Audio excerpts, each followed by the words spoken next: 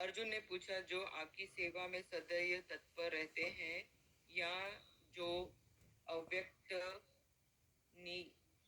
निर्देश ब्रह्मन की पूजा करते हैं, इन दोनों में से किसी अधिक पुण्य स्थिति माना जाए? श्री भगवान ने कहा, जो लोग अपने मन को मेरे साकार रूप में एकत्र करते हैं और अनंत श्रद्धा पूर्वक मेरी पूजा करने में सदैव लगे रहते हैं, मैं मेरे द्वारा परम सिद्ध माने जाते हैं। लेकिन जो लोग अपनी इंद्रियों को वश में करके तथा सबों के प्रति समभाव रखकर परम सत्य की निराकार कल्पना में अंतरंग उस अव्यक्त की पूरी तरह से पूजा करते हैं, जो इंद्रियों की अनुभूति के परे है, सर्वव्यापी है,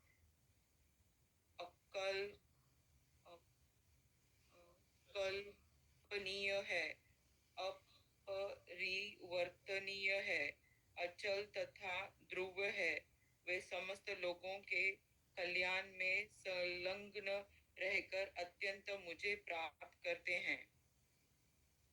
जिन लोगों में मन परमेश्वर के अव्यक्त निरंकार स्वरूप के प्रति आसक्त है, उनके लिए प्रगति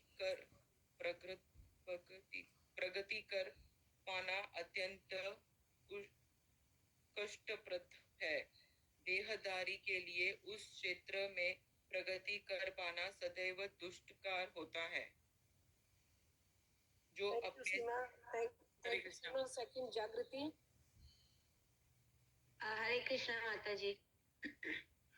जो अपने सारे कार्यों को मुझ में अर्पित करके तथा अविचलित भाव से मेरी भक्ति करते हुए मेरी पूजा करते हैं और अपने चित्तों को मुझ पर स्थिर करके निरंतर मेरा ध्यान करते हैं, उनके लिए हे पार्थ, मैं जन्म मृत्यु के सागर से शीघ्र उद्धार करने वाला हूँ।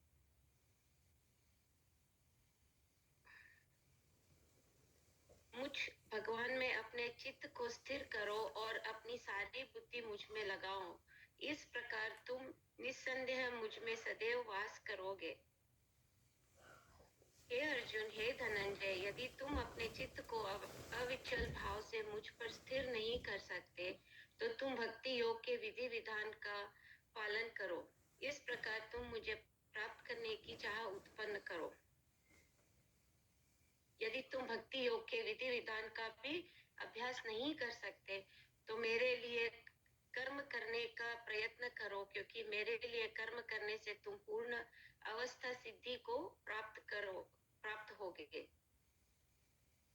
किंतु यदि तुम मेरे इस भावनामृत में कर्म करने में असमर्थ हो, तो तुम अपने कर्म के समस्त फलों को त्याग कर कर्म करने का तथा आत्मस्थित होने का प्रयत्न करो।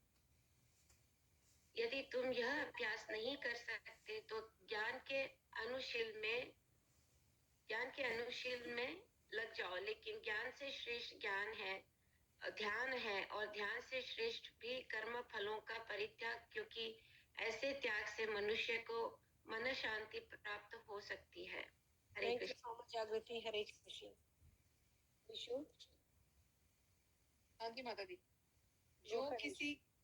जो किसी से द्वेष नहीं करता, लेकिन सभी जीवों का दयालु मित्र है, जो अपने को स्वामी नहीं मानता और मिथ्या अहंकार से मुक्त है, जो सुख दुख में संभाव रहता है, सहिष्णु है, सदैव आत्म तुष्ट रहता है, अध्यात्म संयम है, तथा जो निश्चय के साथ मुझ में मन तथा बुद्धि को स्थित करके भक्ति में लगा रहता है, ऐसे भक्त मुझे अत्यंत प्रिय हैं।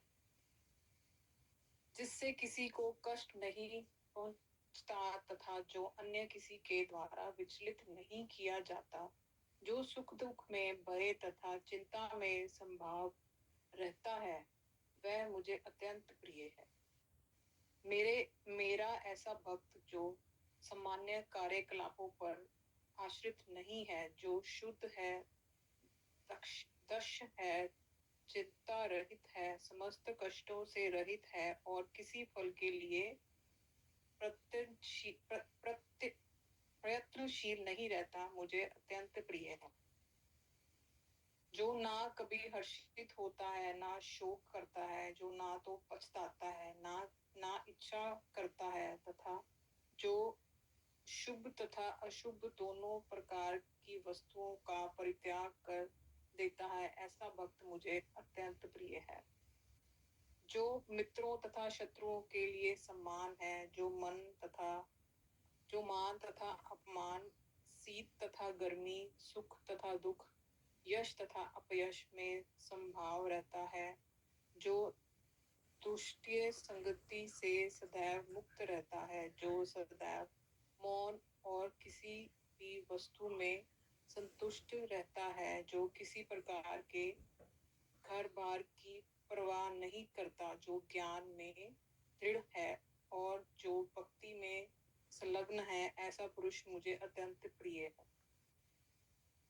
जो इस भक्ति के अमर पथ पर अनुसरण करता है और जो मुझे ही अपना चरम लक्ष्य बनाकर श्रद्धा सहित पूर्ण रूपेण संलग्न रहते हैं, वह भक्त मुझे अत्यंत प्रिय है।